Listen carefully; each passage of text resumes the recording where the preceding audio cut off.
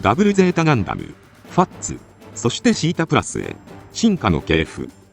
MSZ010 ダブルゼータガンダムは、機動戦士ガンダムダブルゼータに登場した機体であり、宇宙世紀0088に繰り広げられたエウーモとハマーン・カーン率いるネオジオン軍との戦いである。第一次ネオジオン構想において、主にジュドーアーシタが登場して活躍しました。そんなダブルゼータガンダムは、激化する戦争に対処するべく、大火力を搭載したモビルスーツとして開発され、その後のモビルスーツ開発にも大きな影響を及ぼしました。今回は、そんなダブルゼータガンダムと、その開発コードシータのモビルスーツの系譜を解説させていただきます。俺、ジュドーって言うんだ。ダブルゼータって出る。宇宙世紀0087のグリプス戦役時、アナハイムエレクトロニクス社は、可変機デルタガンダムの開発に取り組むも、既存のムーバブルフレームの強度不足により、変形機構の導入を断念し、100式を開発しました。その後、地球連邦軍のガンダムマーク2を奪取したことから、状況は一変し、可変機構を搭載したゼータガンダムの開発に成功しました。こうして、アナハイムエレクトロニクス社はゼータ計画を完遂したものの、激化する戦争の中、ゼータガンダムの性能的な優位性は長続きせず、スターンズやネオジオン軍の新型機に対処するべく、エウーモからさらなる高火力モビルスーツが求められます。こうして開発が進められたのがダブルゼータガンダムとなります。しかし、ダブルゼータガンダムの開発計画そのものは、ゼータガンダム完成の2年前から存在していたものの、社内競争や製作の遅延に加え、ジェネレーターやメガコンデンサーの実用化に目処が立たなかったので、先延ばしにされていたという背景があったので、まず、ビーム兵器の出力向上と機動性の拡大を図るべく、小型で高出力のジェネレーター開発を進めます。こうして、ゼータガンダムに、過去のガンダム試作3号機デンドロビウムの機体運用システムを単体で再現することを考慮して完成したのが、プロトタイプダブルゼータガンダムとなります。本機は、G トップ0型と G ベース0型の2機に分離可能なほか、合体して G アーマーまたは G フォートレスと呼ばれる形態を取ることも可能です。ちなみに、アナハイムエレクトロニクスの94系技術者経由で、この技術が横流しされた結果、アクシズ軍のダウも誕生しています。本機は、あくまで変形合体の機構検証用なので、武装を持ちません。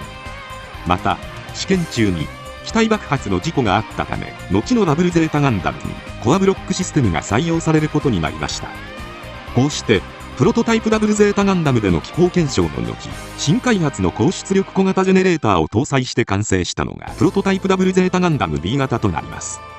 本機には、試作型ハイメガキャノンを搭載した頭部ユニットや、ビームキャノンを兼ねたハイパービームサーベル、そして、ダブルビームライフルといった大出力ビーム兵装が搭載されました。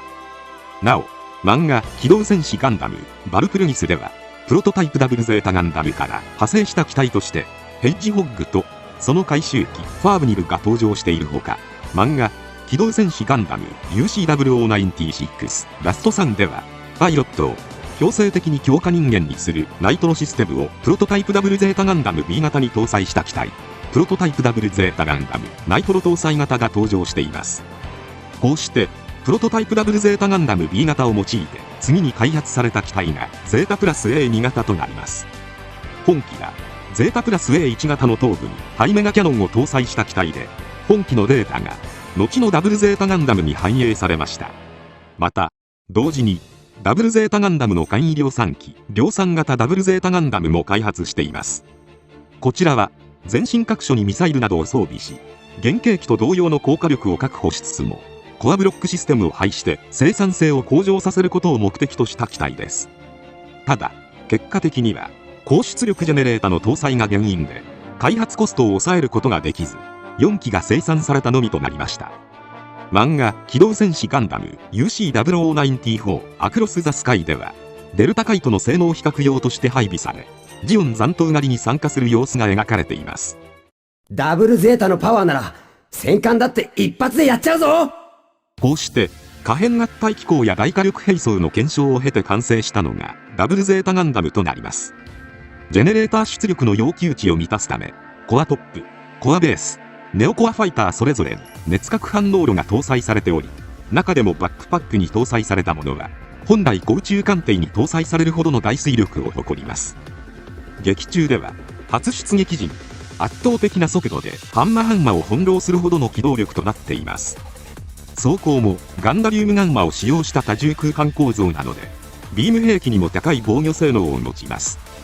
また、変形合体機構は3機のコアファイターを運用することで、コアトップ、コアベース、コアファイターという3つの分離と3機が合体した重爆撃機 G フォートレスへ変形します。G フォートレスは大気圏突入能力を持たないものの、水中で航行することは可能であり、劇中では水中戦を繰り広げる様子が描かれています。次に、ダブルゼータガンダムのコアファイターには、ゼータガンダムに搭載されていたバイオセンサーを改良したものが搭載されています。これはパイロットの脳波で操縦のサポートをするというものですが、劇中ではバイオセンサーがそれ以上に受動の感情の高ぶりに反応し、巨大ビームサーベルでサイコガンダムマーク2を切り裂くなどの様子が描かれています。このように非常に高性能な機体に仕上がったダブルゼータガンダムですが、一方でその非常に複雑な設計から整備性が劣悪で生産性も悪いというデメリットを持ちます。武装としては頭部に搭載された4門のダブルバルカンとハイメガキャノン、主兵装のダブルビームライフル、バックパックに装着されたダブルキャノン兼用ハイパービームサーベルと、同じくバックパック内に格納されている21連装ミサイルランチャーがあります。なおシールドはありませんが、両腕部のバインダーがシールド並みの強度を誇ります。劇中ではジュドーがダブルゼータガンダムに登場し、ガンダムチームの中核として第一次ネオジオン構想下で戦いを繰り広げていくことになります。しかしアナハイムエレクトロニクスはやがてダブルゼータガンダムをさらに超える敵モビルスーツの登場を予見して、ダブルゼータガンダム設計段階から同時に強化プランの検討も行っていました。そんなダブルゼータガンダム強化案の中には G フォートレス、さらに武装を追加したスーパー G フォートレスといった案も存在しましたが、そもそもダブルゼータガンダムは可変合体機構を持つがゆえに関節部や装甲が脆弱だったので、装甲強化、いわゆるフルアーマーが提案されていました。こうして開発されたのが FA010A ファッツとなります。ファッツはダブルゼータガンダムの半年前にロールアウトしていた機体であり、あくまでフルアーマーシステムの使用検証機なので、変形合体機構やコアブロックシステムが搭載されておらず、開発段階で選定落ちしたパーツが使用されています。試作機がゆえに頭部ハイメガキャノンは廃止されてダミーになっており、腹部にはハイメガ粒子キャノンの方法がありますが、こちらもダミーで発砲できません。推力はダブルゼータガンダムより高いものの、全装備重量が重いので機動力が低い機体となっています。なおマスターグレードファッツの説明書によると、本機には高出力ビームへの対抗策として胸部にアイフィールドが搭載されています。武装としてはダブルビームライフルやハイブビームカノンを持ちますが、ファッツのビームカノンはビームサーベルとして使用できず、近接専用兵装を持ちません。ミサイルポッドはバックパックだけではなく、胸部装甲内や腕部装甲内にも内蔵されており、剣部にはスプレーミサイルランチャーが内蔵されています。また本機の主兵装としてバックパック右側のミサイルポッド部分には巨大なハイパーメガカノンが搭載可能で、これはダブルゼータガンダムのハイメガキャノンの 60% 増しの火力を誇ります。ファッツは小説フォトストーリーガンダムセンチネルに登場しました。作中ではグリプス戦争末期、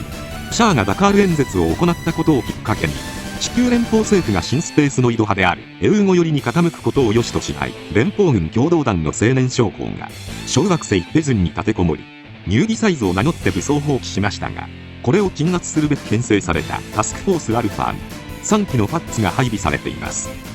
タスクフォースアルファのモビルスーツ戦隊司令ストールマニングスからハリボテと酷評されるこの機体は、ペズンとの砲撃戦の際にはハイパーメガカノンでの牽制射撃を繰り広げるも、後の月面都市エアーズ攻防戦でガンダムマーク5の前に全機撃墜されています。フルアーマー検証試験はファッツのほか、フルアーマーダブルゼータガンダム最終実験機でも行われました。こちらは電撃ホビーマガジンの雑誌企画ソロモンエクスプレス2ザ・ミステリー・オブ・サイコミュシステムに登場した機体で、ファッツと異なり分離合体機構が実装されており、サイコミュシステムが搭載された機体となっています。ガンダム？これは。こうして数々の検証を経て完成したのが機動戦士ガンダムダブルゼータに登場したフルアーマーダブルゼータガンダムとなります。任意にパージ可能な増加装甲を施しており、機動性を損なわないようにスラスターも増加していますが、パイロットの受動は気に入らない様子でした。ファッツではダミーだった東部ハイメガキャノンや陽部ハイメガキャノンも使用可能となっています。ただし、陽部ハイメガキャノンやバックパックに装備するハイパーメガキャノンはアニメ内で運用されておらず、機動戦士ガンダムエクストリームバーサスなどのゲーム作品で登場しています。なお、フルアーマーダブルゼータガンダムに改修される際、ダブルゼータガンダムも強化型ダブルゼータガンダムとして改修されています。本機はフルアーマーダブルゼータガンダムと合わせてクイーンマンサに対抗するために、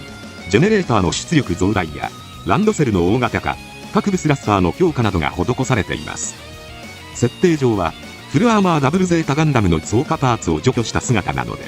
劇中最終話に登場するダブルゼータガンダムは強化型ダブルゼータガンダムと紹介されているものの、作画上は通常のダブルゼータガンダムと同じのようです。こうしてダブルゼータガンダムはヒューベレイとの決戦を繰り広げた先に大破しましたが、なんとか無事にネイルアーナがに帰還しました。その後、ジュドーと共に木星に旅立っていきましたが、 OVA ガンダムイボルブダブルドットスラッシュ視点では、木星へ旅立ったジュドーが残った部位を修復した機体 GGGR として運用している姿が描かれています。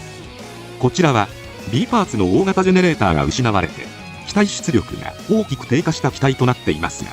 劇中では妹のリーナからのバースデーコンテナに積載されていたコアベース2号機へ換装し、再び強化型ダブルゼータガンダム本来の力を発揮しています。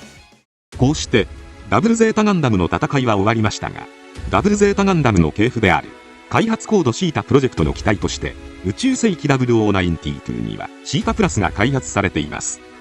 本機はシータプロジェクトの集大成として各系列機を統合して開発された機体です。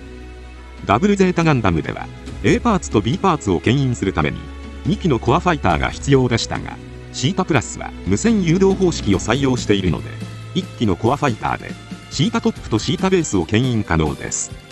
また武装としてビームスマートガンの機能を盛り込んだ改良型ハイパーメガカノンを装備しています。